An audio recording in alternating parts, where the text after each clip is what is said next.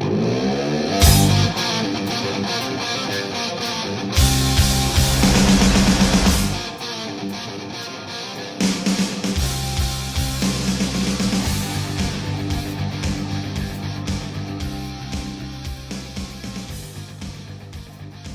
this is Mike Kollin again at MikeKollin.com. Hey, I wanted to throw in a couple. This is number 4, by the way. This is Mike Kollin's Dating and Relationship Academy Tips Towards Languaging, number 4. I got a couple really quick thoughts, kind of funny thoughts too. Now, the first one is how this one thing of writing down 5 stories, maybe 10, actually just 5, because you know what's funny? You won't even get to the third story because the first and second will take you off onto totally different conversations because she'll start to talk and that'll lead to another thing. So here's the deal. A lot of people think like, oh, you're so lucky, you know, you're just this way. You don't understand what it's like to be negative and this, that. Yes, I do. I used to be one of those people for a long time and I worked very hard to get out of it. But these tips will help you get out of it faster. Here's why. You write down 5 stories, wonderful vacations, experiences. Could have been when you were a child. Maybe it was a little, I don't know, insect or lizard you found, and it was this beautiful day, and it was the beautiful colors on the lizards. You know, some lizards have really beautiful skin. They have like blues and greens.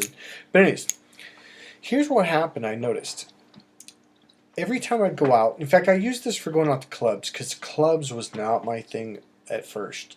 And I used this to just start conversation after conversation after. It was amazing. Here's what I found. Number 1 is I couldn't even get to the third story on my list. I literally would carry on a 3x5 card and write down the title of each story or experience and put it in my back pocket. I never really needed to reach for it because I had it memorized because it was just, you know, the day in Hawaii, the fish, you know, this, that. So I noticed that number 1, as I started telling these stories and would go in rich detail about that one little thing experience, by the time I got to the second story, she would usually start to comment about her experiences, her vacation in Peru or Hawaii or, you know, or wherever, and this whole plethora of stories would just explode out of nowhere. All right? So what I'm saying is, you know, I thought, you know, what do I do when I run out of these stories? You know what? You won't even get to the third story. If you're lucky, even then I don't think you will.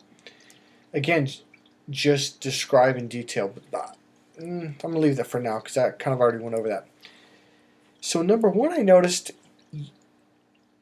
just opening the conversation with 1 or 2 thoughts or 1 or 2 experiences will lead to a whole, like, tons of this stories, and she'll come up with a thought, and then you'll come up with another one based off of her thought, and all of a sudden you're like, well, this, you know, it's just, God, it seems so natural. It's like, well, yeah, it was. And it becomes natural. So this is number 2. What I did for myself and what I've done for my clients is by doing this one technique of writing down 5 stories is it conditions your mind to shift into a better direction. It becomes a good habit to talk about positive things all of a sudden. Because the funny thing, even though you only got 5 stories, every time you talk to someone, it could be a friend, it could be a girlfriend, it could be a date, it could be a girl at the club, it triggers her to talk about good experiences, it triggers you to talk about. Now, next thing you know, over a couple of weeks to a couple of months, all of a sudden you got all these amazing positive stories, and those are fresh in your mind all the time.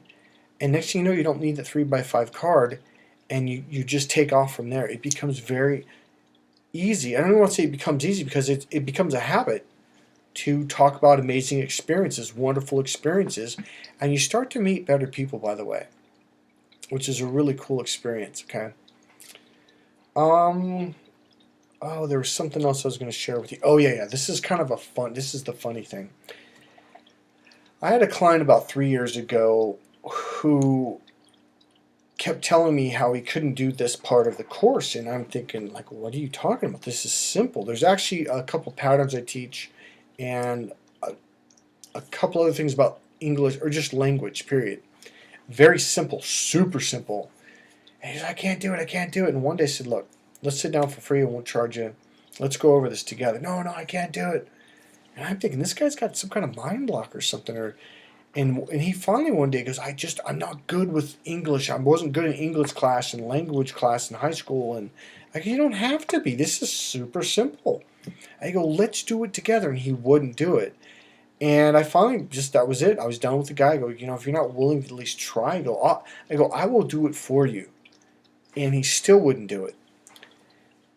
A couple of weeks went by, and he was referred by someone else, and we started talking, and it just hit me like a light bulb.